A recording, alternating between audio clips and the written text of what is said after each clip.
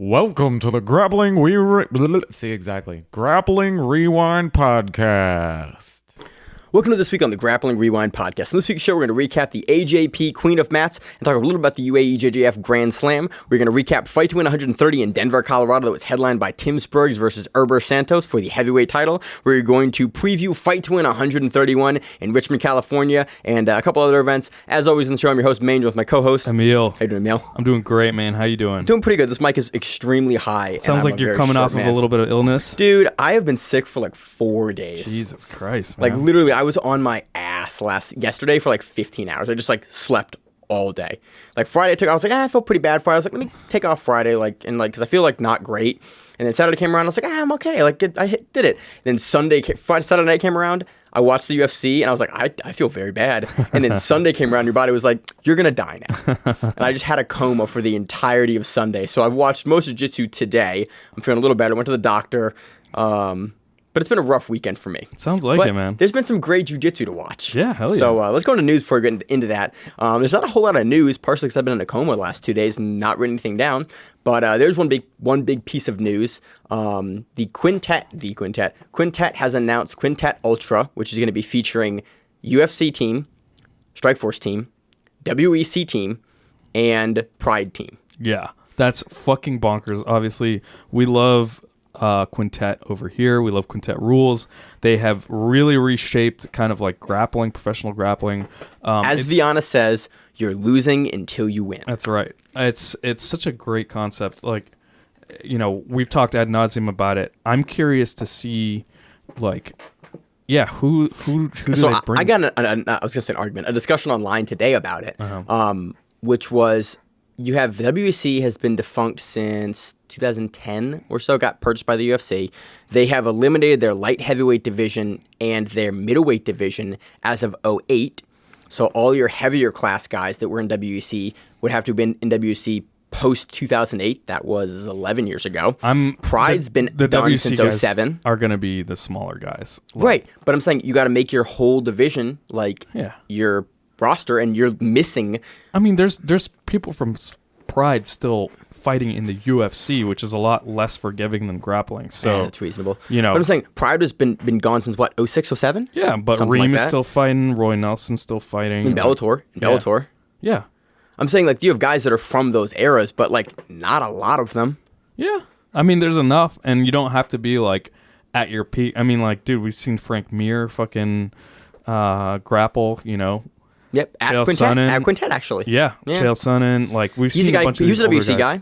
Yeah. Back in the day. So before they limited the division. We've already seen a bunch of these names. I just think, like, the guys we can think of offhand, like, you're getting a lot of big name guys in from those other promotions, and I'm thinking it'd be really interesting to see who you can pull back in. That's the curious part, is if they're gonna get big names, which I'm assuming Sakuraba's gonna go and try to get. I assume you get Sakuraba, I assume you get Barnett, I assume you get Carluno, I assume you get probably Frank Mir again, like, you know. Probably Frank Mir. Assume you get a couple of the people we've already seen on Quintet. You probably get those names. Uriah Faber on WEC team, probably. Yeah. Probably not UFC team, but he could go either way. But I feel like he was like the dude in WEC. I feel like he'd represent WEC. Yeah, 100%. But he's also like a dude in UFC. That's a big name for them for a long time. Yeah, I'm curious to see who they end up getting. You know, but if you're gonna spend money, please get Genki Sudo back. Just one time, man. Well, I'm just saying, like, if big money is getting spent to attract big MMA names, we don't know if they're going to be huge, but we're just speculating here. If big money's being spent, why not get fucking Atos to put in a team? Why not get... You've been talking about this for a while now, backstage with the Grappling Rewind. Yeah. You want to see Marcelo, like Team Checkmate Unity, Atos. Yeah, GF team, like... I want to see... Flow Grappling was going to do it a while back. They were going to do Atos versus GF team, and it kind of like was going to happen, and then it kind of just fell apart weirdly. Yeah, I mean, like one like team on team like that, but like having 4 teams enter a tournament. You want to see like a quintet style, like Marcelo versus Unity quintet style? Yes, yeah, with 4 teams in it. 4 actual jiu-jitsu these gyms. Dudes train together. Yeah, the only jiu-jitsu like gym, what 10th Planet does. Yeah, they're the 10th Planet is the only gym that has gone in there as a gym and had people compete. I agree. Everyone else has just been these weird fucking... 10th Planet is always really happy to tell you that. They're like, man, this is our actual team. And everyone else is these super teams. 10th Planet's like, yeah, these are our actual guys. Lloyd Irvin, like, there's so many fucking teams that they did on Subversive, they did it, where they had Lloyd's team, they had Team 10th Planet, they had Carlson Gracie, and they had Lloyd's team without, like, a bunch of people in it, though. Yeah, they had 4 people on Lloyd's team. Yeah. They didn't have a 45er that time. They also didn't have, like, Muhammad Ali in there. They didn't have a couple of the guys. Yeah, you would kind of expect to be on that event. Yeah. Could you imagine, like, Muhammad Ali, Shane Taylor, like... Spriggs, DJ Jackson. Yeah, Jesus. Like, that's a fucking ridiculous team. That's a crazy team. Right? Can you imagine Team Atos? Atos is, forget Atos. I mean, Atos is no one's making 145. I mean, you have, if they throw in Mendes brothers, Galvao, Hulk. You can't throw in, like, Mendes, but you can't throw in guys that are retired. Yeah, I mean, but, like, Galvao's kind of retired. Let's throw in Hickson, fuck it. Yeah, fuck it. Team OG Gracies, no, Mio. But, like, Unity, you have the Meows, you have Murillo, you have Bones, you have... Like just, Cummings. Yeah, Cummings. Oh my God, dude. So, interesting enough, Matt Kaplan, who's going to put on a grappling promotion in the coming months here, I forget the date, he was on the Grappler Union podcast for Chicago. He was talking about training with Cummings. He was a big training partner with Cummings for years, Cummings and Calstein for years and years. And he said a bunch of stuff on that podcast about his promotion. By the way, you'll love it because it's got a really interesting rule set, very similar to ADCC. Cool. So I'll send you the link over if you haven't seen it already. We talked about him and like Cummings, and Cummings is kind of low key, like done competing. Well, we've seen that. Like it's like after the Wolk fight to win a while back, apparently he's sort of just like, man, I'm kind of done with this now. Yeah. And he's apparently taking like a backseat role. He's just not like, he's kind of done what he wanted to do. I think he's back in his PhD program again. No shit. This is what I heard and what I gathered from the show. So I think you would really enjoy the podcast. And if anyone else is interested in sort of the New York, like, dirty laundry, Kaplan was very open with it. And he talked about that kind of like New York scene that I was interested in, as well as like his super fight promotion and some of the really cool matchups that he has on that promotion as well. Sweet. So that got me amped for his promotion, and it was really a really interesting insight. So as always, go check out the Grappler Union podcast. There's some guys out of Chicago.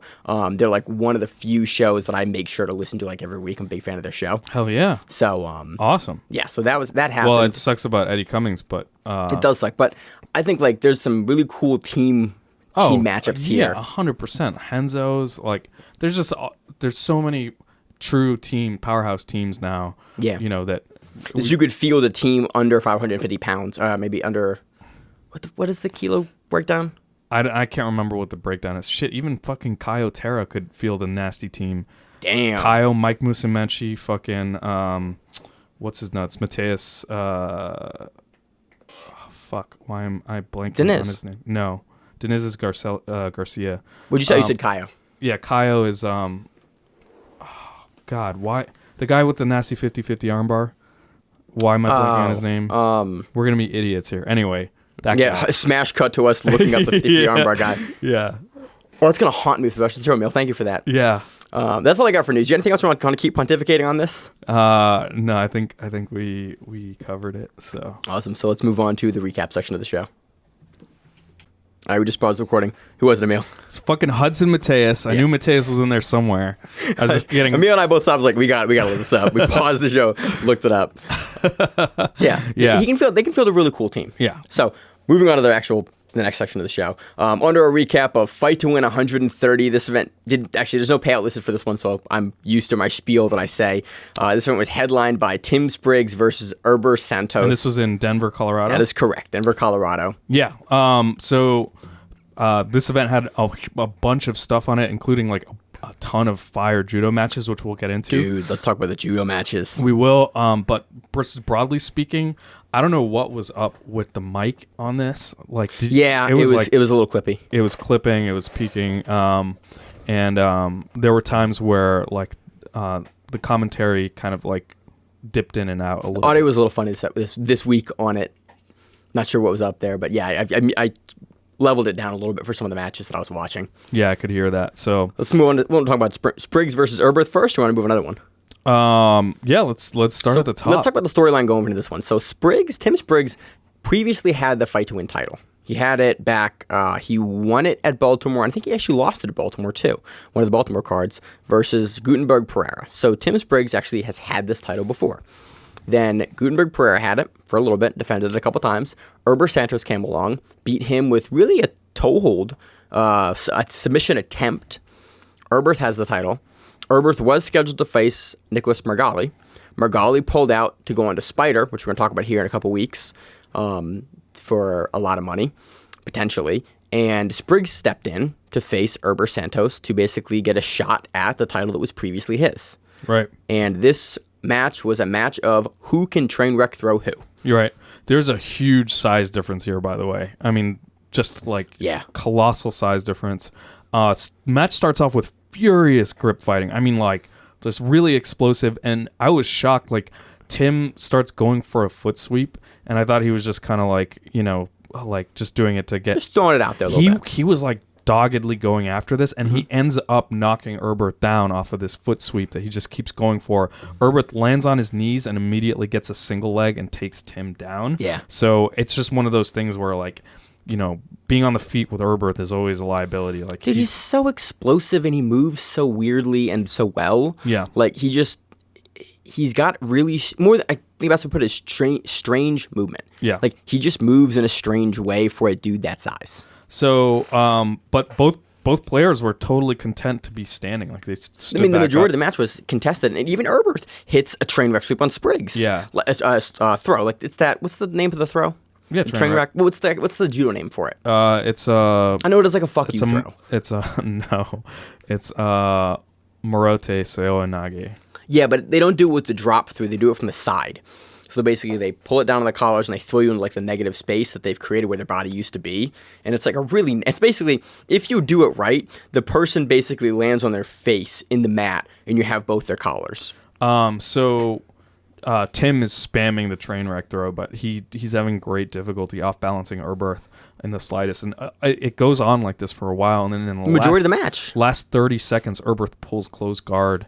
And to deal with it, Tim does two kind of like weak slams. I wouldn't really call them slams. Like, he kind of starts to slam. I wouldn't call them slams either, but like the commentary was calling them slams and being like, "Oh, this is a decisive factor." They were kind of slams, a little bit. I'm guessing that was the decisive factor in the decision. I think he was definitely a little more aggressive on the feet as well.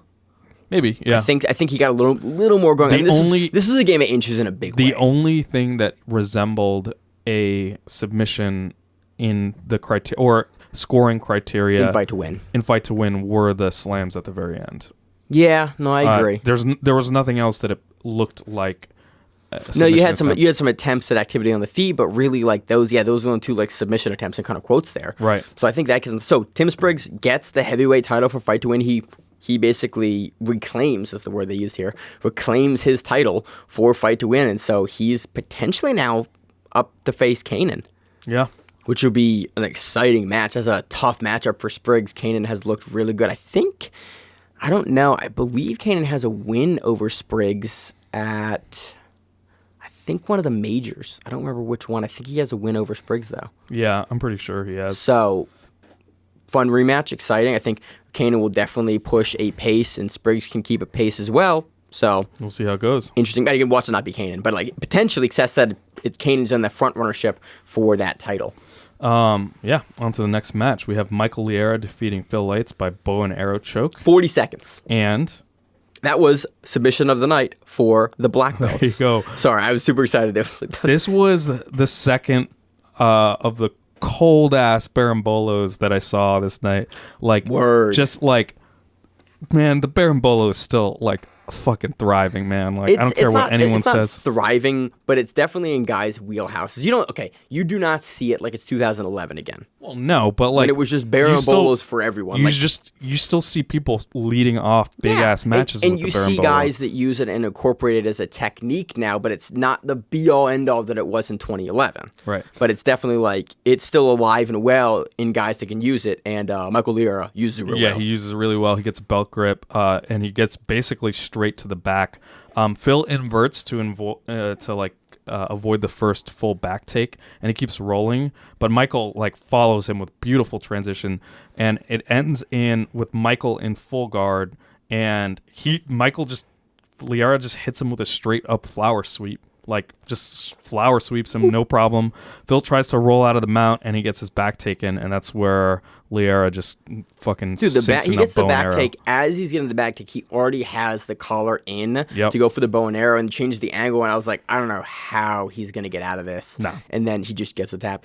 40 seconds. 40 seconds. That was the entire match. Again, deservedly submission of the night. Like, just Liera for the 40 seconds looked dominant, looked good. Hits the first one, second one combos it off to the back, gets the choke. Beautiful jiu-jitsu, really great work. I love to see these really technical, quick finishes like this. Yeah. So next match we have Rossi Snow defeating Vanessa Wexler by armbar. And that was fight of the night for the black belts. So this match had a lot of open guard for a while. And initially there's like a toe hold attempt early on, but in the last 2 minutes, the last 2 minutes is You really heard where problems speaking today too. Yeah. Last 2 minutes is where like Rossi starts like aggressively passing. And she's really looking for that cross-side knee cut the entire time. Like Vanessa starts to play like a little bit of a longer open guard, kind of like a out Z shield, and you see Rossi kind of like identify it and start going. And at the ending sequence here, she throws like a really hard knee cut and then immediately cuts the corner and throws like a door chalk armbar. Well, before that, like, there was this awesome back and forth because Vanessa gets out of a near pass and throws up a reverse triangle. Yeah. And then Rossi's able to escape, and that's where she initiates that fucking awesome like knee cut pass. Yeah. And into a near side armbar. Honestly, I was super impressed with the way that she gets through with the knee cut, is able to control the arm and basically slides the far knee through and then immediately back into the pit of the armpit. So it's basically the leg closest to the torso never actually goes over the body. It's just chalked in under the armpit, and she's able to get the arm out. And it's just really impressive. I don't see a whole lot of passing sequences like this that end with the pass that immediately pops up into the armpit like that. Yeah, it was really, really good positional work. It was beautiful. These are really fighting tonight. There's a lot of back and forth here, but that ending sequence, that submission was actually really, really impressive here. Yep. Next match, we have Don Westman defeats Daniel Ripper by choke. Tubby Alquin defeats Karen Atunes by leg lock. Manuel Hibamar defeats Mauricio Oliveira by decision. So this was the first cold ass fucking berimbolo that I saw. The first of the night. Yeah. This off the bat, Mauricio Oliveira just does a fucking awesome snap down with a collar and gets Hibamar to like post out on his hands. And which is kind of how you would address, like, when those straight snap downs. It's kind of how you need to address it, because unless you can get your body in front of it, like, you're either going down or you've got to make the post. Yeah, there was no chance, and it came out of nowhere because Mauricio Oliveira's hand was off fighting the far hand, and then he just, like lightning fast, grabs the collar and does this really awesome snap down into a berimbolo. It actually ends up backfiring, and Hibamar is able to scramble out and starts passing, nearly taking the back, and Manuel grinds out a pass with a back step into quarter guard. And at this point, it's just like, it's Hibamar like just pressuring. Like he once he got to that passing position and then side control, it was over. We see a lot of Hibamar. Like he'll once he gets past, like, it's so hard to get out. Like, guys will turtle on him sometimes, but like he's so hard to get out of the side control position. So next match we have Jeff Ake defeating Gilbert Smith by decision. Eric Alquin defeats Justin Downing by rear naked choke. Tiago Pereira defeats Adam Maslock by decision. Carlos Hernandez defeats David Lucarelli by decision. Tyler King defeats Foster Bailey by heel hook. Jeremy Hastings defeats Evan Barrett by split decision. And Mike Nichols defeats Jose Luis Martinez by decision. On to the judo matches. Holy shit. Additional hot fire. Holy fucking shit. As always with the judo matches for Fight to Win. God damn, these Dude, fucking matches. Always. It's funny. They were actually like in the middle of the card this time. They were like at 2.5 hours. Early on, like first Yeah. third of the fucking card, basically. They're about 2.5 hours into the event footage. You can find these matches. And they're definitely worth it. So, first match, we have Kedge Zawack defeating Ian Stahuliak by 2 ippons. That was terrible. Stahuliak? That was better. Stahulia. This was some of the best Hari Goshis I've ever seen on Fight to Win. Savage, world-ending fucking Dude, slams. the second Hari Goshi, if you're a fan of judo, which if you listen to the show, you should be a little bit at this point. You have flow. In the event footage, 2 hours, 28 minutes, 53 seconds, you will see one of the best setups, drive-throughs, and like throws of the Hari Goshi. That second one, that final throw. Second one, the setup was that's fucking awesome. Beautiful Hari Goshi. So they are, Kedge is facing Ian, and they're both kind of leaned over a little bit. And what Kedge does is he basically fakes a foot sweep to the far side foot. And he's been throwing that setup like the entire night. Ian steps that foot completely backwards. Kedge gets the exact reaction that he wants. And so now Ian's far side foot is stepped backwards. Kedge has all the space he wants to get his hips in there and basically launch just this fucking unbelievable. Like, this is it's textbook. Yeah. It's like, it's what, when you show someone a Hari Goshi, like in competition, like, oh, this is what it can look like, and it never looks like that. This was a match where it looked like that. Yeah. Beautiful, like super nice drive over the hips, so like thigh to thigh on the turn, so that like the person comes all the way up in the air and gets that nice ip-on. You see Seth, like, for both of them, just is like, yeah, ip-on. Yeah, like hand up, no question. No. Anyone, like a week one, like BJJ player would see that. Oh, as this is an ip-on. I understand. Yeah, Dude. It was just beautiful work from Kedge here. Like, I would honestly, I'm super excited to see. Now he's got a unique name. I'm probably gonna recognize it on the judo results. On the judo, like when we preview the judo cards. So I'm looking out to see him in the future. The way that he hit both of these with the setup and the way that he's using the grips and the space, really, really interesting, fun match to watch and fun player to watch as well. Yeah, absolutely. So next up, we have Adam Moyerman defeating Toshiya Nishimura by armbar, and that was submission of the night for the judo players. Dude, I'm still a little sick. I'm still a little rough today. So this was really scrambly match, and at one point, Toshiya is attacking Adam, and Adam is scrambling. He actually hits an overhead sweep while he's seated. It looks actually a little bit like a seated sumegeshi. A little bit, yeah. Off of a scramble, and Toshiya goes belly down once he gets flipped over. So Toshiya is now belly down. So not even a full turtle, but like just straight up laying on his belly. Like the judo way, it's a flatten. Right. Basically, judo players will flatten out completely to basically prevent hooks from being established in, and it's like to prevent the score. Right. So here Adam steps over into an inverted triangle from the back, and he isolates the arm, and he finishes the arm bar real fucking quick. Yeah, it's a nifty inverted triangle too. Like that, it's you can kind of see the angle on it and see him set it up. It's kind of hard to see exactly what grip he has on the arm, but really nifty setup. I want to talk a little bit earlier in the match. Adam goes something that a bunch of judo players do is instead of when someone turtles, what they'll do is they loop over and they like jump over to grab the far side leg for the rollover to like flip the turtle and go for the armbar. And it's something that I see a lot of judo players do that I don't see a lot of jiu-jitsu guys do. A lot of jiu-jitsu guys are trying to get the back all the time from the turtle, but a lot of the judo players are never trying to get the back points for turtle. Right. Because it's not a thing. And so they have this really interesting way of attacking the armbar from the cross side on turtle, and basically they loop their body over and they grab the far side leg to flip the person over in turtle and expose the arm. It's a really interesting way, and you see Adam do it here in this match, and I just thought it was an interesting point to bring up, and I'm just kind of curious if we'll start to see, because we're seeing more and more judo kind of interlaced with BJJ as of recently. There's kind of it diverged, and it's kind of coming back, I think. I'm wondering if we're going to see more people start attacking the arm bars in jiu-jitsu off that, or is the back still such a paramount position? It's just, it will always make more sense to get to the back in normal rule sets. In a fight to win rule set, that's not the case. Right. But anywhere else,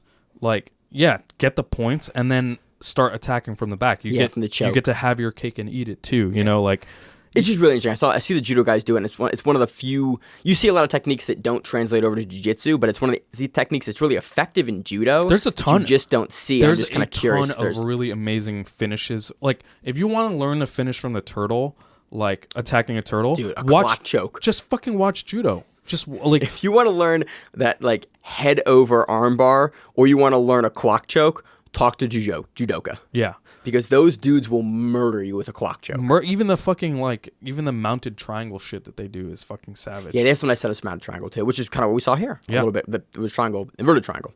So, next match we have Sophia Teisler defeating Savannah Stacy by decision. And that was Friday night for the judoka. A lot of scrambles, a lot of back and forth. Really intense, Yeah, they were super intense in this match. Like, sacrifice throws, awesome groundwork.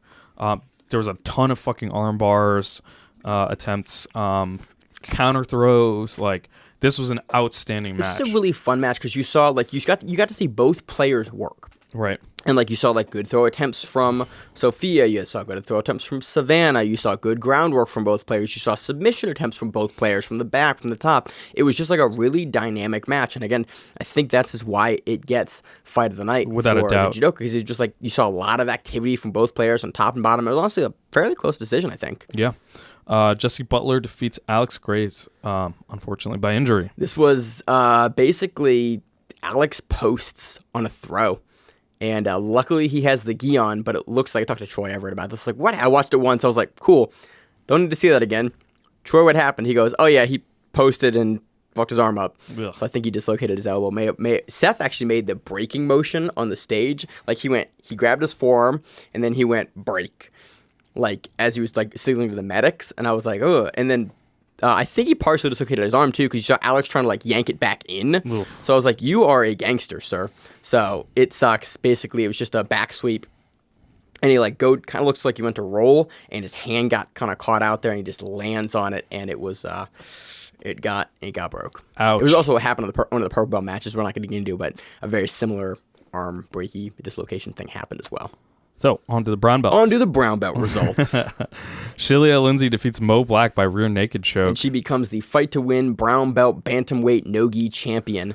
So, Sheila's back entry is really fucking dope. She basically, Mo takes Sheila down with an awesome arm drag knee pick combo, and Sheila is in closed guard, and Sheila opens her guard, and Mo stands, and Sheila basically, she inverts to saddle, keeps going, and lands in the bear trap calf slicer, and then takes the back. Mm-hmm. So she sat out in, like, the Kiss of the Dragon entry for, like, a little bit there. So Kiss of the Dragon goes in between the legs, and she went outside of the legs. Okay, but that same, like, where you end up at the end of Kiss of the Dragon, where you're behind both calves with your shins. Yeah, the baby bolo position. Yeah, baby bolo position. Yeah. And she sat there for a minute. Yep. So not actually a minute, but like for a couple seconds there. So the motion that we're talking about is, I don't know if you listeners have done this guard inversion drill where you have a partner who's standing and you basically invert and spin all the way around them. I fucking hate that drill. Yeah. That's what actually, I hate it because my back's really bad, and like I see the drill and it caused me pain to watch the inversion motion over and over again. But you see people that are really good at, like bolo players, you see them just like run this drill. And that's what she does this drill on Mo. Sheila does it on Mo and takes her back. And so Mo stands, and Sheila does an amazing job following, keeps her hands on the hips, is able to pull and jump into to get the hooks in. Back mount. Gets the back, gets the short choke. It was like really quick, like really just like you saw her back, path to choke, finished. There wasn't a whole lot of like, she did a really effective job of getting across the neck and under the chin, like very quickly, kind of in position, just really, really good. I'm excited to see Sheila basically defend this title now, because I think Mo's had the title for a little bit now. I think this is her, I want to say this is her second defense. I'm kind of speaking out of turn there because I don't recall, but I know that we've covered her a bunch of times on Fight to Win. I think she's had this title for a while, so it'll be super exciting to see Sheila defend the title in the future. So we have Emil Fischer defeating Bruce Bugbee by straight ankle lock. And he retains the Fight to Win Masters Brown Belt Light Heavyweight No-Gi title. Dude, Emil Fischer in this match was playing Paint Me Like One of Your French Girls. Also, I know Emil Fischer was light heavyweight. Yeah. I thought he was like 80. I thought he was like an 85er. I would have assumed that too. But I guess he takes a page out of Nick Diaz's fucking playbook here and just. So what we're talking about is if you've ever watched the Nick Diaz fight when he fought Anderson Silva, and he laid down in the middle of the octagon and did the Paint Me Like One of Your French Girls pose. That's what Emil Fischer did for the big point of this match. But it looked like he was trying to bait the north-south, and he wanted to basically invert off the north-south or enter from the north-south onto the legs. Like, that is so There's nothing more irritating than He's just letting him being pass your guard. north-south and being like, sweet, and then some motherfucker inverts and takes her back. God, I have a win in fucking competition damn it. via that. You're a No, it wasn't. It was because I was fucking shitty. asshole. It's because I was shitty. He got me a case of Katame, and he kind of went to north south, and I just took his back off it and choked him. And the footage looks like it's being played in reverse because of how dumb it looks when I'm doing it. But I had to be super frustrated with that guy because he was fucking me up the entire time. But Emil Fischer does. He just like doesn't do it like he's obstinately. He just sort of like is actively looking for the legs or looking for an entry to the back, and this is how he wants to do it. He's not really concerned about the guard work. He's not really concerned about getting past. He sort of just lays to the side and accepts because he knows he's going to invert and go for the back of the legs. Yeah. So He's he's able to get there. So they fight the heels, they fight back and forth, and I think at one point Bruce kind of gets like a heel hook or an ankle lock going, and Emil kind of lets go, but eventually he's able to get back and just goon a straight ankle lock from kind of like outside 50-50, I think is where it ended up, and gets the tap and retains his Masters brown belt light heavyweight title in Nogi. Sometime we really got to do like a top 10 our favorite goon finish like It wasn't that goon, but it was definitely just like I mean, I'm not saying that this one is, but I'm just saying in general, like, because let's be real. We love technique, but we also love fucking gooning. I love goon finishes more than almost anything. But like, so what happens is, what I say goon finishes is because Emil, like, they were going back and forth on the feet, and then like Emil has to stop his footlock attempt to address a footlock attempt from Bruce, and then the next footlock attempt he gets, you see him like lock it in, just like go for it. I was like, okay, you didn't want to play this game anymore. You went for the finish there. We should make a top 10 end of the year top 10 goon finishes of 2019. I agree. That would be awesome. Keep going, Emil. Brian Pierce defeats Bobby Ryan by toe hold. Trevor Palamas defeats Robert Lamori by armbar. Derek Alambaugh defeats James Mickus by heel hook. Joshua Sasuda defeats Douglas Cuomo by decision. Ricky Furioso defeats Daimar Ortiz by decision. Fabiana George defeats Gabriel Joy Gomez by decision. Bojan Velicevic defeats Ryan Casey by decision. Jalen Reyes defeats Lucas Nabucco by choke. I also think this is the first time I've seen Fabiana compete at a brown belt. I think she was previously purple belt. I think she was on Quintet as a purple belt, or EBI. I think it was Quintet as a purple belt. She was on the 10th Planet Women's team. I think that's who that is. On to the purple belt results. Mike Esparza defeats Stephen Fletcher by Ezekiel. Jamie Rice defeats Austin Brinkner by Austin Brinkner Schultz by choke. Not a Schultz choke. Right. Nick Gamis Ramos defeats Brian Brescia by omoplata. Dylan Dewberry defeats Michael Argaropoulos by straight ankle lock. This is why you read the names, man. I was not going to get close to that last name. Walker Madden defeats Tim Colvin Jr. by armbar. Michael McCann defeats Eric Sains by armbar. Now submission of the night for the purple belts. Christian Reyes defeats Kit Krupp by rear naked choke. Carlos Espinoza defeats Andy Benal by decision. Brandon Ferguson defeats Derek Nye by decision. Anna Mayordomo Garcia defeats Cecilia Rose Hatchcock by decision. Jonathan Wilson defeats Caleb Crump by decision. Jaden Mueller defeats Courtney King by decision. Dave Lopez defeats Daniel Pacheras by decision. On to the blue belt result. Tyrell Anderson defeats Joey Godinez by face crank. So that does it for our recap of Fight to Win 130 in Denver, Colorado. Anything else, Emil? Oh, man, that's it. Awesome. On to the next one. So on to a recap of the AJP UAEJJF Queen of Mats. This is the first time that the UAEJJF, the AJP Jiu-Jitsu World Tour, has run a women's Queen of Mats event. We love covering the King of Mats, and so we're going to cover the Queen of Mats because it's an awesome event. Yeah, so there's 6 competitors. They are broken into 2 groups of 3 where they round robin. In the first group, we have Bianca Basilio, Ana Rodrigues, and Mayssa Bastos, and Mayssa ends up losing both of her round robin matches, so Bianca and Ana Rodrigues progress into the semifinals. In Group B, we have Amal Amjahid, Talita Alankar, and Luiza Monteiro. Talita Alankar loses both of her round robin matches, so Amal and Luiza progress into the semifinals. So the first of the semifinal matches, we have Ana Rodrigues defeating Amal Amjahid by points 4-2. Anna at one point comes up on a 50-50. It's hard fought. And then she stands up and pulls guard again. So she's just going for the sweep. She wants to rack the sweeps up. Amal goes hard on a rolling toe hold that Ana has to defend aggressively. At one point, she gets a lot of ads. Amal gets. So she's doing really well. At one point, actually, we watched her do that really awesome kind of like X-guard sweep. Yeah, that was nice. So that's Amal sweeping Ana. I think I don't know if that's where she scored or she just got the ads. I actually slowed that down. That was really cool because it was actually really hard to discern what was scoring and what was not because there was no commentary because this was off of... Stop banging the table, Emil. Okay, Antonio... what's his name? His name is Antonio... Zanella on the YouTube page. It's really honestly... He's the man for posting this stuff. Like, basically, we have videos of the discrete Queen of Mats matches because Antonio uploaded them. Yeah. They are impossible to find on AJP. I reached out to AJP and I have not heard back from them as of the point of this recording. But so we're not sure because we thought they were going to be broadcast on Flow.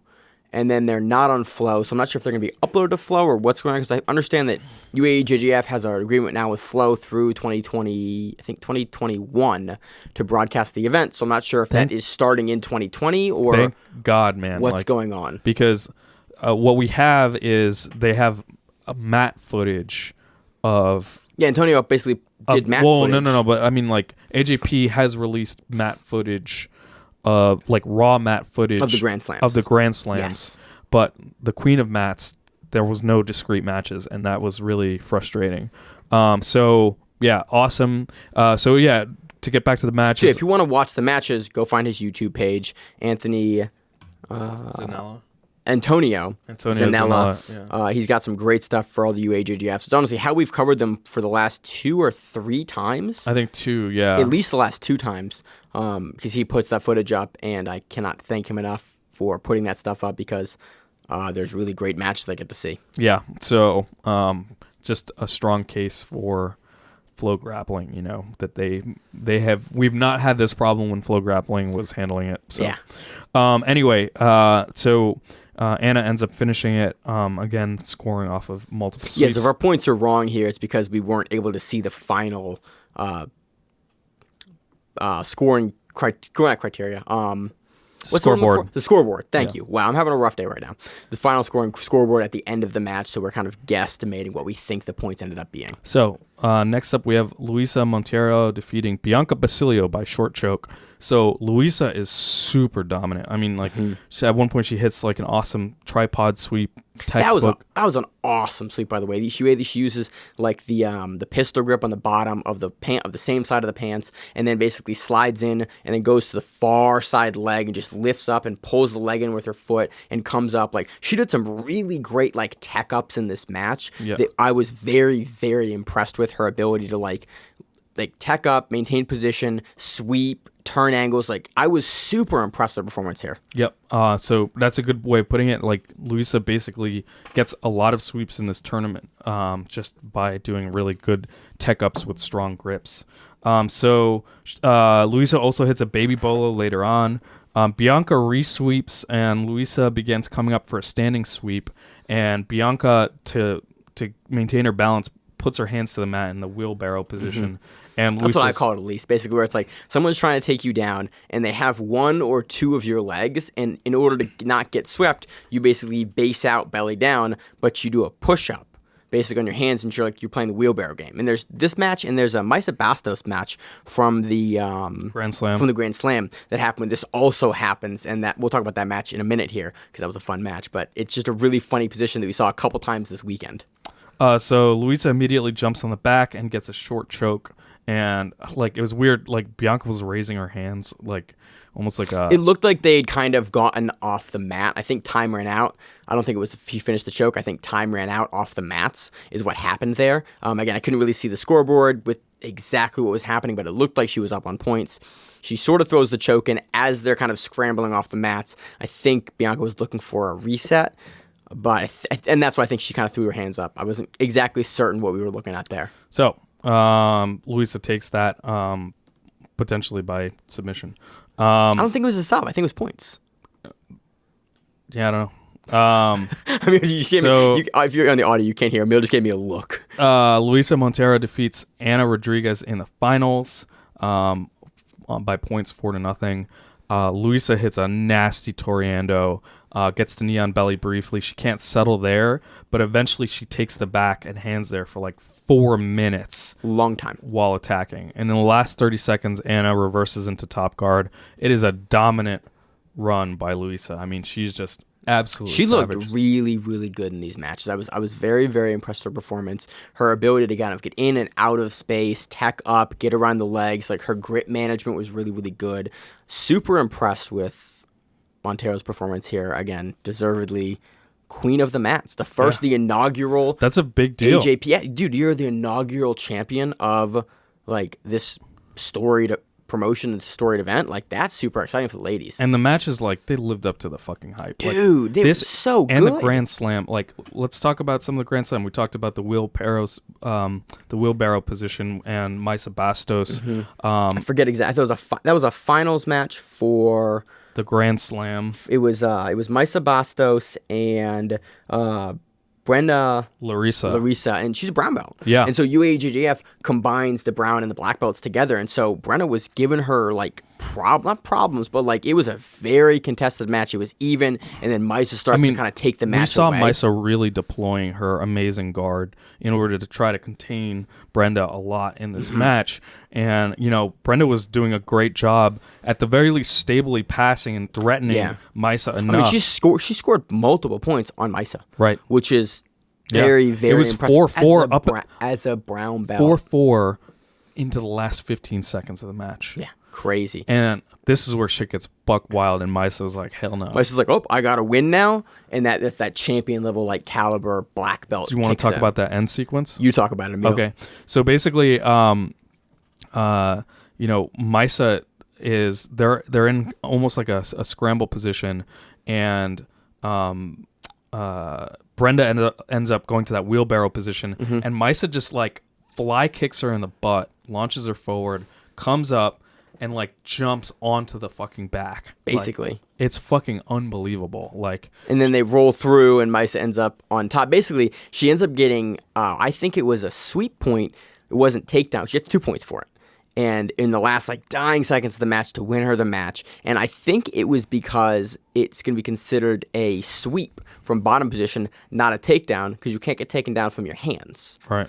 So, well, either way, Mayssa gets the 2 points in, like, the 11th hour for the win. Yeah. It was awesome. Super impressive. Honestly, go back and find this match. It's called Final Grand Slam Rio, Mayssa Bastos x Brenda Larissa. Super impressive, super fun match. It was a lot. I enjoyed it a lot. Another amazing Grand Slam Finals match. Isaque Bahiense versus Charles Negromonte. Isaque Bahiense. Great fire. Yeah, amazing match. Bahiense takes it by points 10-6. This was an amazing fucking match. This is the third weekend in a row we've covered Isaque. He had 2 fight to wins, and then this one. He's on Grand Slam now. Yeah. So this match is fucking fire. The crowd is like, you can just hear the crowd absolutely going nuts. Isaque jumps guard, and he hits a dirty scissor sweep. Negromonte. Dude, that scissor sweep was amazing. Like, the way that he throws that, he does it almost with the hands. Like, I know there's a lot of hip motion in there, but I watched it. I love that, this particular move. Like, I like a lot of stuff that Bahiense does, because, like, it plays into a lot of things I like to do in my game and I'm trying to learn about. So I try to kind of tape study him a lot. This is a really great match to watch him for, like, a lot of things I'm looking to do. And so the way that he hits this scissor sweep is ludicrous. Like, it has to be Negromonte, like, leans forward a little bit, and Bahiense, like, just leans under him and, like, off balances him with the hands and, like, switches his hips as he comes up. It looks effortless. Pulls Negromonte's base out from under him. It doesn't even look like it's like he pulls him over hard. He just, like, hip switches from a straight on in the guard and gets him over. It's beautiful. It's really awesome. And there's another great takedown here that Bahiense hits. He basically hits, like, that Lucas Lepre, like, coming into you at the outside foot reap and knocking you down with the collars and lapel. Like, that happens in this match. Yeah, there's a bunch of shit. Negromonte hits an awesome tech stand-up sweep and nearly takes the back. So one thing I want to talk about this match is that there's there are lead changes in the points, which just makes it really exciting. Like people, like when it's Bahiense truly doesn't back just and get forth. this, and I mean, Bahiense finishes 11-6 at the end of this match, where Bahiense wins 11 points. He ends 10 points, but it looks like Negromonte had like an illegal grip on the pants in the dying seconds. They got a penalty for. And I think they each had some penalties going into the end, so he gives Isaque a point for that. But it wasn't always Bahiense the entire match. No, exactly. It's one of those rare matches where there's really good back and forth lead changes. Negromonte hits an awesome timed bridge so Isaque is able to scramble out of the tech stand-up sweep, and he lands almost in like a knee bar position. Like he's kind of like He ends in reverse half guard. Basically, is what I call the position. yeah, reverse half guard. I love that position because I knee bar people all the fucking time. Well, what's amazing is like Negromonte is in that undesirable position on the bottom, and he hits a beautifully timed bridge to sweep, and he is just completely on top. They end up standing up. Isaque snaps into a knee pick takedown, and Isaque starts turtling, furiously trying to pass. Eventually, Negromonte stands, and Isaque jumps guard, and the crowd starts booing. Yeah, which was like hilarious. I was kind of impressed. I was kind of like confused about that. I'm not sure if it was that match or they were doing another match. I think they were booing this one. I think just because the back and well, maybe they were booing another one, but the back and forth was so good. The booing seemed weird to me. Having seen the match, I was like, why are they booing? This is like I had a feeling that it was another match or another bad decision or something like that, because like I don't know how you would boo, but yeah, they boo right as he pulls the guard. I was like, why are they booing now? Like that's so weird. This is a fire ass match. So Isaque is like, I think he's either down or tied at this point, and he knocks. I think it was 6-6. I think this is Negromonte had scored. They were even 6-6, and then Isaque starts to kind of run away. Yeah, so Isaque jumps guard, and then he knocks Negromonte over by hooking the leg with his arm, and eventually comes up for the sweep. And yeah, from that point on, then it's Isaque's match. But it was an awesome back and forth. Yeah, it was a really fun match. Final King of Mats, Isaque Bahiense X Charles Negromonte. Good, a lot of fun. I haven't got a chance to watch through. I've watched through a couple of the other finals matches. I just haven't got enough time, basically, where I'm not super sick and can comprehend things. There's one match I want to get to. Victor Hugo versus Patrick Gaudio takes place. Haven't got a chance to watch it yet. There's some other finals matches. There's some really great matches on. Leonardo Segario and Isaac Doderlin. Did see in the that finals. match. Yeah, that was fucking awesome too. Leonardo ends up actually taking that. Which I was kind of surprised about. We've seen Doderlin look really, really good in the King of Mats and the AJP rule set. We've seen Doderlin be able to hang with the best. Yeah, consistently. And he has some missteps here and there, but it was honestly a really fun match. In Segario gets it the last kind of quarter of the match, he's able to get it done. So yeah, definitely go back and watch a lot of these finals matches. All of these finals matches are people that we are now seeing headlining super fights and big cards and main events, and they're people that you're going to see because it was the Rio Grand Slam. It's a big deal. The Rio Grand Slam is one of the UAEJJF's biggest events, which is why they chose to probably start the Queen of Mats here. I think their other big one is in Abu Dhabi, but the Rio one is always huge as well. So. Right. Great event. I had a lot of fun watching it. Anything else you want to talk about at this one? Any other finals matches you want to go through? No, that's it. Awesome. As per usual, AJP is my favorite gi event. So it has a rule set. There are very few stally matches. Yeah, it just doesn't happen. I feel like we're doing a rules episode here coming up soon, a bonus episode or something where we talk about rules and differences and things that we like and things we don't like. We've seen things we've kind of thought about in the last 6 or 8 months since the last episode, maybe sure. In the future for that. But yeah, King of Mats always, or UAEJJF always has a really action-packed way that they run the event. So it's a lot of fun to cover. Hell yeah. All right, that does it.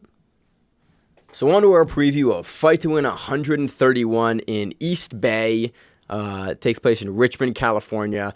This one is main evented by The Future versus The Savage, Ruotolo versus Vagner Rocha. There's a 20-year age difference in this, and this should be a good matchup. Yeah, everything about this is fascinating. Two not only ADCC veterans, 4th place and 2nd place. Vagner Rocha at 77 kilograms, Ruotolo at under 66 kilograms for the last time ever.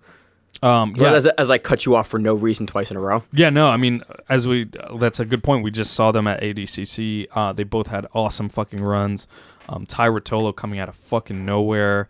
We'd seen him before. We'd seen him West Coast trials. We've seen him like killing the juvenile scene and like other stuff. But to see him on the world stage, ADCC, made us take note. Like, oh, this 16-year-old, 17-year-old's really, really, really good. Yeah, fucking took it to fucking... Dude, you could not have made me hype for a 16-year-old matchup or 17-year-old matchup versus like a guy like Vagner Rocha unless it was Nicky Ryan 6 months ago. Yeah. Now, I'm hyped for this matchup. Yeah, Ty looked fucking awesome. He took it to Paulo in the fucking ADCC.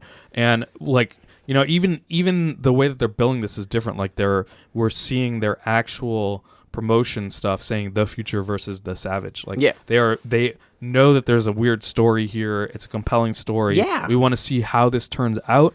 You know, we want to see the limits of, you know, Ty Ruotolo, what his potentials are.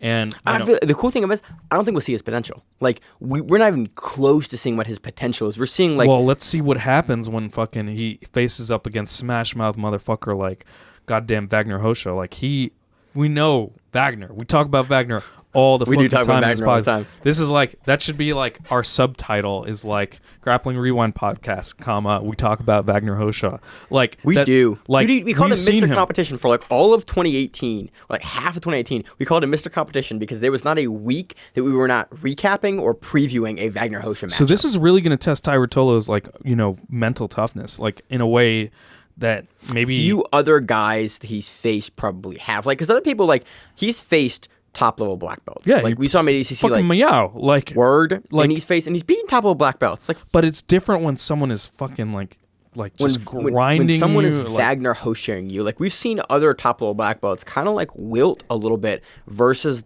the way that Vagner Rocha operates. And I feel like Vagner Rocha is going to respect Ty here and like not going to play down, oh, I'm fighting, you know, like a juvenile or a kid or someone who's 17. No, he's going to face him like he would face any other competitor, any other black belt. Exactly. I think that'll be really interesting to see how Ty deals with that. And for some reason, I have a feeling like Ty's not going to wilt. I don't think so either, but like it, you know, it's going to test him for sure. And like we know, here's a couple things about Vagner that make this a huge mental test. The first is that motherfucker does not tire. I do not remember him ever looking tired ever. Nope. He's always comes at the same pace. He's always smiling at you, and then occasionally he's not smiling at you. And you're like, those are scary moments. This is bad. Vagner's that happened against Dante Leon where he stopped smiling, and I was like, where he's oh like, fuck. Smiling Vagner to like upset Vagner. I was like, oh, Vagner looks displeased. I would not want to be Mr. Leon right now. That is absolutely true. And the other thing that he does is he gets in your head. You know, like Vagner, and especially in the fight to win rule set where they play it a little loose with what you're allowed to do, what you're not allowed to do. Like Vagner will continue to do something that is or isn't allowed until the ref basically indicates, hey, you can't keep doing that. Yeah, so it'll be interesting to see how that shakes out. I'm honestly from a game perspective, like again, so we don't have any other names in a list for who is on this card for Fight to Win. There's some posters that are up for other matchups. We know Dan Dykeman's on here. We know that Nick Green is on here. We know that Cole Franson's on here for this card. But I want to talk a little about these two, how you think their games will match up. I've not seen as much of Ty's game as I would have liked to going into a matchup like this, to kind of preview it like this, but we're really familiar with Vagner's game. Really pressure heavy on the feet, likes the interlocking hand grips, like really isn't probably going to pull guard, probably going to aim to take you down. We've seen Ty Ruotolo's wrestling look good, but he definitely has the ability to get taken down. I think Vagner's a guy potentially we could see take him down a couple minutes into the match. I think Wagner's definitely going to go through the feeling out process that he does, where he's going to be aggressive on the feet, lots of pressuring on the forehead, lots of like messing with the hands and like poking at the body and really like trying to get in your head. I think he's going to spend 2 minutes doing that because it's a 10-minute match Fight to Win. Yeah. Right? Main event. I think it's 8 or 10 minutes poking at his head. Yeah. Then I think we'll see him probably get a takedown. And from here, it'll be interesting to see how Ty's Darce game plays into this. Yeah. Because we saw him almost Darce Kennedy Maciel. Right? Twice. Like deep fucking Darce. Yes, and Kennedy showed his toughness and got out of him. But it'll be interesting to see, because I feel like Wagner's probably going to be able to get the takedown. Like the guys at Atos work a lot of the wrestling, but Wagner's just we don't see him taking down a ton. Or like cleanly. We see Vagner take down cleanly. I feel like his scramble game is really, really good too. And at that black belt, he's at that black belt level scramble game. I was just running back in my head trying to figure out how we saw Ty Ruotolo lose to Joao and to Maciel, and then I just remember that he lost to Joao in the third place. But Paulo. Paulo. Yep. Anyway, it took me a second to remember that. But yeah, we saw him like the Atos guys are fucking versatile. Like in the nogi, and people tend to forget that. But like the Mendes brothers have a fucking nasty darts game. Like people do not remember that. But we saw Ty go there very quickly. And the thing is about the darts is that comes off of scrambles. He's also got really long arms. He's got long arms. He's got a fucking amazing guard. The way I see this going is I see Ty relying on his guard, at least in the beginning of the match, and Vagner pressuring. And that's the question will be is... For some reason, I feel like Wagner's going to get to the back. I feel like he's going to try to implement. He's going to try to take the back of him. Especially, he's probably being a little bit of the bigger player, a little bit stronger. He's probably going to try to force those positions. I would be surprised if he took Ty's back. We saw him take Tiquinho's back. The guy that won ADCC, I want to say we saw him do that within 2 months of ADCC in their matchup at Fight to Win, in that 50-50 battle we saw him do. Like, if you can take Tiquinho's back and then Tiquinho can win ADCC, like, I'm not going to say you can't take anyone's back in the world. Especially in the weight class. Yeah. And you're able to get there on a former world champion. How does he get to the back, though? Probably in a scramble. I feel like the scrambles, that's actually where Ty is going to be pretty fucking because dangerous. He has the darts game? Yeah. Just think about scrambling with someone with fucking long arms and a good fucking darts. Like, it's kind of dangerous. It's very dangerous. That's why Kennedy fucking found himself there twice. And yeah, really quickly, too. Really fucking quick.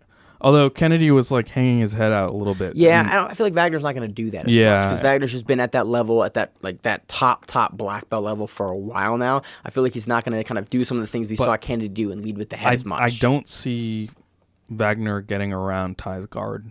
I think that's going to be kind of the impasse. Yeah, I think that's going to be the Ty impasse. Trying to sweep and throw up subs from the guard? I don't think so. No, he'll try to sweep. Just trying to sweep from the guard. Yeah. Do you think we're ending up so Wagner probably gets the takedown, Ty's in the guard, playing guard, and you think that's probably where the match ends? I think that's where a large portion of the match is going to be played. Is my guess. This is all speculation. Yeah, this is we're at the preview section of the show, and we have two names that are in the main event. Yeah, and we just saw these guys at ADCC. Let's speculate a little bit. Yeah, a little bit. Not baseless speculation, talking about things we've seen in the past, but I think it's a really compelling matchup. I would not be surprised if we saw Wagner get the back, get the body triangle, throw the python in, and we see Ty have to deal with that for at least a little bit of the match. That would be curious to see. Yeah, I'd like to see how Ty kind of adjusts to that. So I would honestly, I'm going to give the edge to Wagner here just because he has that experience, and it's always hard to bet against experience. But Ty proved me wrong at ADCC. And I think he can definitely hang with Wagner. And honestly, with how he looked against Paulo, wouldn't surprise me. Anyone else would have lost a leg. Yeah. You have that dude that deep on your leg, wouldn't surprise me to see him take a decision win here. I doubt he's going to sub Wagner, but it wouldn't surprise me to see him win a decision based on some activity and some other potentially a darts, a deep darts attempt that Wagner doesn't smile his way out of. Yeah, but absolutely. Super hard match to pick. Super excited for it. Anything else you want to talk about for this matchup? No. The Future versus the Savage. Dude, I'd love it getting billed like that. Yeah, right. So I think that does it for the previews for Fight to Win 131. You'll move on to the outro. Yeah, let's do it. So what are you going on this week? I'm still fucking anticipating Spyder, man. Spyder's gonna be coming up. Fucking awesome. We got the rest of the names too this week. Yeah. Absolutely. It's such a fucking stellar cast. Actually, do you want me to pull that up? I would like you to pull that up. I don't have it pulled up, and my mouse is all the way over here. All right, yeah. I can't get to just it. already, it was absolutely fucking. Do we have matchups stacked. announced yet or no? First round or not yet? I don't think they've announced. I think we have bracket. all the finals for the names that have been released now. Here we go. You got them? So we have the. Excuse me, as I lose my fucking. We have Emil coughing in the mic professionally. Under 100 kilogram, we have. Wait, is it 100 kilogram now? Yeah. Oh, I thought it was 76 kilogram. Nah, dog. We have Rodolfo Vieira, Claudio Calasanz, Nicholas Marigali, Leandro Lowe, Anderson Muniz, Kanan Duarte, Erberth Santos, and Tim Spriggs. Fucking Christ, dude. That's insane. Like, That's a crazy lineup. you know what? I think we did see a bracket. Because I remember we were talking about that with Josh. Did we see a bracket? Yeah, we did because Josh and I were in the group chat talking about finals. So I think. Oh, you're right. Opening match. I'm just speaking off the top of my head. I remember Kainan has Leandra Lowe. Spriggs, I thought. No, it's Kainan versus Leandra Lowe in the opening match, I think. Okay. But here now the under 76 kilogram. No, it's under 100 now, isn't it? No, we have an under 100 and now under 76. So there's just, if you're between 76 and 100, get fucked. Get fucked. All right. So under 76 kilograms, we have Mateus Gabriel, Jonathan Alves, Gabriel Arges, Inseon Jung, Levi Jones-Leary, Shane Jamil Hill-Taylor, Edwin Najmi, and Mateus Lutes. That's fucking bonkers. Like, that's pretty crazy. Any of these fucking guys are like headliners anywhere else. This is basically a condensed like world's level fucking tournament, maybe even ADCC level tournament. So I pulled up the bracket.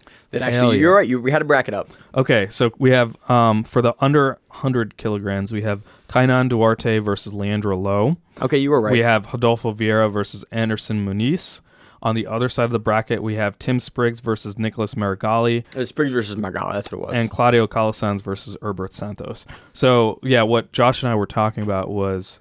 Kane and Margali. Yeah, that's how we see it going. Man, because those dudes are so hard to beat. The big X factor is Rodolfo Vieira. Yeah, the big X. Yeah, because, dude, we've seen him once at Black Belt CBD in 2018. We saw him beat Muhammad Ali pretty handily at Black Belt CBD. We saw him beat Kit Dale at the time. Like, he's a huge X factor because he's so gone fucking... to MMA. He's been primarily no-gi for the last 5 years, but we see him throw the gi on as a one-off and beat Muhammad Ali, the current 2018 world champion. Yeah.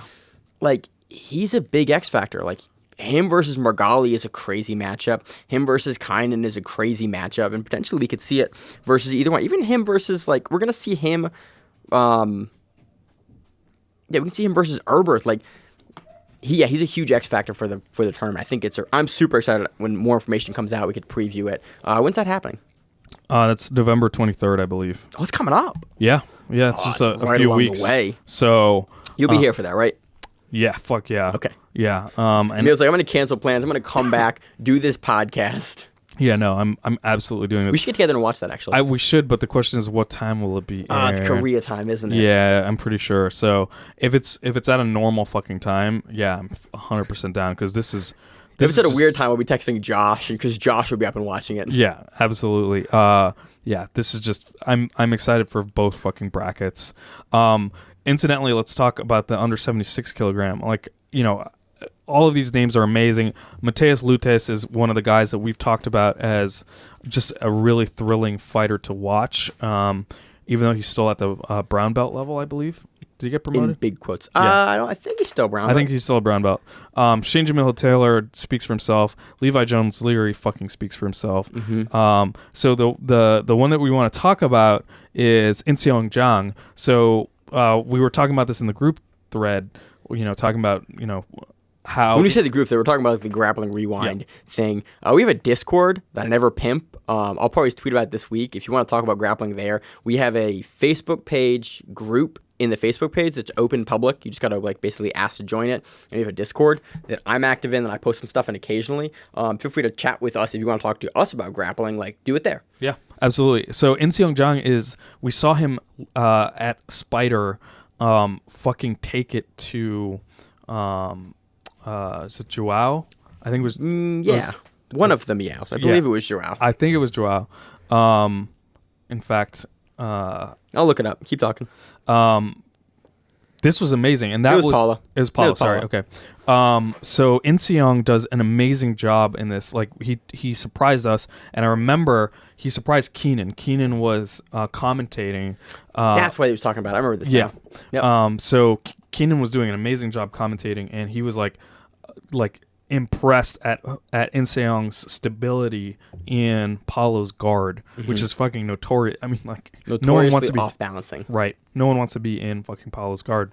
And Inseong loses a very close rest decision to Paulo, but he can fucking hang with these dudes. So go back and watch that old Spyder. Go back and watch the first Spyder in preparation for the second Spyder because it's awesome and you should. And we're gonna be super hype about it for the next 2 weeks as more stuff comes out and we kind of finalize all of our prep for the event because it's gonna be a barrel of fun. Yeah, these just absolutely stacked with fucking talent. It's basically like a mini fucking ADCC or a mini Worlds but in the gi, level. it's a mini ADCC in the gi. Absolutely. I think it's ADCC because the weight classes are smaller. Right. They're bigger, so you have all your talent stacked in 2 divisions. Right. Super exciting. Super looking forward to it. Spyder puts on a great event. I cannot wait to watch it. And you basically get to skip immediately to semifinals and finals, right? Right? Isn't that awesome? It's dope. It's what we cover anyway. So it's awesome. Now, you got anything else on that, Emil? That's it. All right. Anything else for the show? No, I'm good, man. All right. As always, we are the Grappling Rewind. I'm your host, Maine, joined by co-host Emil. And we will see you on the mats. If you like the show, please consider sharing it on Facebook with the folks at your gym. It's the best way that we grow the show, and we really appreciate it. You can reach out to us on email. We also have Instagram. We have Facebook. We have Twitter. We have Google+. Until that shuts down. We have a website. If you have an event you would like to have us cover, please let us know. If you have a name, like most people do, and you'd like to have us stop butchering it, let us know. Reach out to us. The show is also available on YouTube, Spotify, in addition to iTunes and every other podcast service. We very much appreciate your time, and thank you.